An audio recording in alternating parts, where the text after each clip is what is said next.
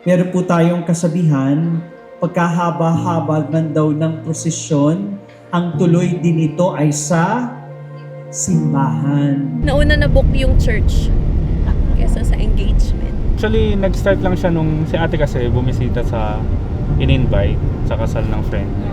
May inattendan kasi siyang wedding. So ano namin si Kalarwega. Kasi parang nagustuhan niya kasi puro halaman. Maganda din naman talaga.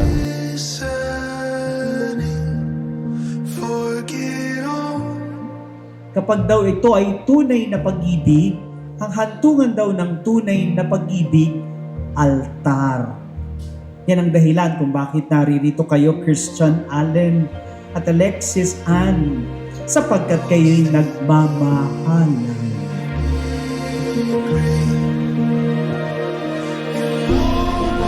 Ngayon anniversary na. 15th anniversary. Ay, ang tagal na. Opo. Buti na tuloy. Buti umabot kayo. Buti, no? Nung sa side niya, i-base yung story. Ang nangyari doon ay nagulat na lang siya kami na agad. Girlfriend ko siya nang hindi niya alam. Mutual naman Mutual kami na. before mangyari yun. It's just that yung naging sagot kasi parang sinendan ko, binigyan ko kasi ata siya ng few words naman. Liligawan kita araw-araw, parang ganun yung words. Parang naging, hindi ko kasi maalala pero positive naman yung naging sagot niya. Nag-umpisa siguro sa konting tindatan, sa konting kalabitan, sa konting pagpapakilala, nauwi ang simpleng iyon na bagay sa isang malalim na ugnayan. Tucked behind cityscapes.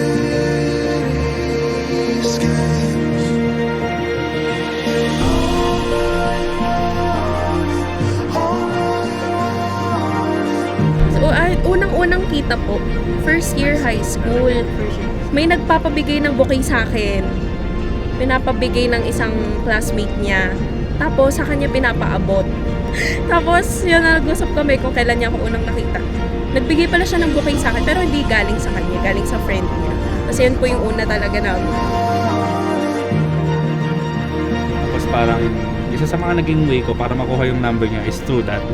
Kumbaga, yung mga aplikante, sulat niyo yung mga pangalan, address, saka phone number niyo. So doon, kumbaga parang since nagsusulat ng lahat, hinanap ko yung pangalan niya doon, kinuha ko yung number niya. Then yun, Ano ulit yun? yung parang nakuha ko yung number mo. Ah, talaga? Text-text siya. Pag sa personal, di naman siya namapansin. Send pa siya ng I love you niya pa, I. Tapos text, I send. L, send. O, B. Tapos parang ako, ano kaya ito? Mali. I, Siyempre, deny pa ako.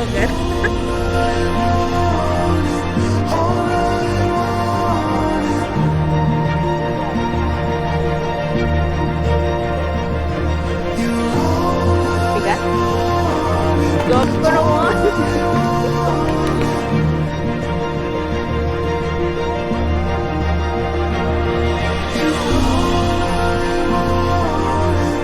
Thank you kasi we've been together for 15 years and eto, nabigay mo na akin lang.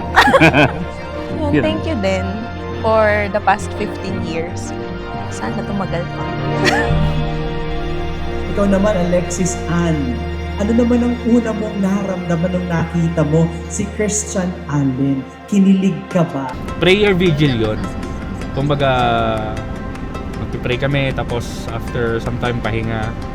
Tapos yun, magkakasama kami. Kasama namin si Raya, yung best friend. Kunyari, nasa hallway kami, nag-holding hands kami pero yung kamay nasa likod kasi para hindi makita ng ibang tao kasi bawal. Yung mga ganong bagay, aagawin ko yung notebook niya. Magsusulat, di ba sa pinakalikod, minsan hindi mo naman na maaabot yun eh. So parang doon ako, nagsusulat ako ng message. Every time I see you, I'm caught up in the feeling. I get tunnel vision. Congratulations anak at kinasal ka na rin sa wakas. I'm so happy. At sana mas maganda pa ang magiging relationship ninyo ng matagal. More than yung 15 years na friendship ninyo. And wala na. Cheers. Love you. Wish wishes anak, happy weddings, and sana maraming apo. Congrats. And I love you. Every time I see you, I'm caught up in your magic. When I fall to pieces, you pull me back together, and when we are together. Alexis, tingnan mo sa mata si Christian. Tanungin mo siya, kaya mo bang ialay ang buong buhay mo para sa akin? Anong sagot? Siyempre naman daw. Christian Allen, did you come here of your own free will to bind yourself forever in the love and service of your wife? Yes, Father. With you, I know I'll be loved. With you, I know I am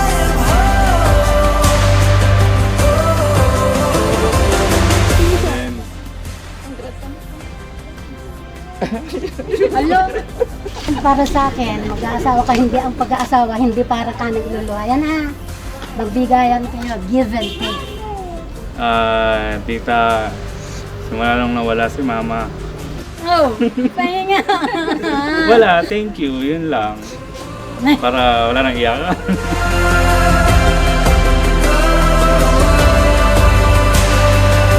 Sana buhay natin ngayon, ha? Basta, just love.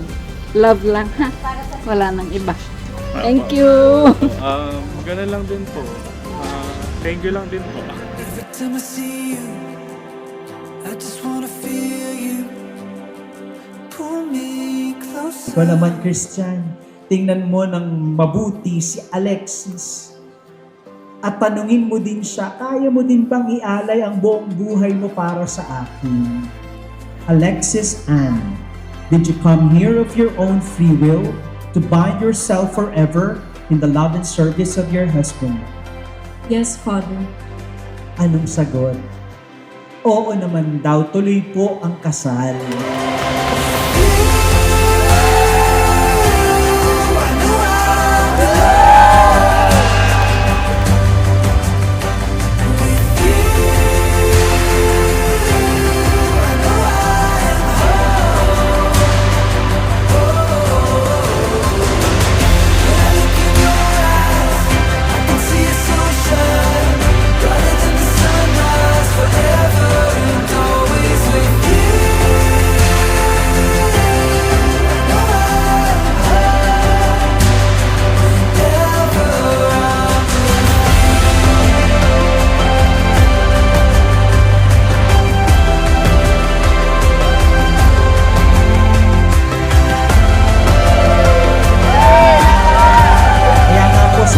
Asawa na nagtataling puso, pag nangyari na yon, nagiging tatlo agad kayo.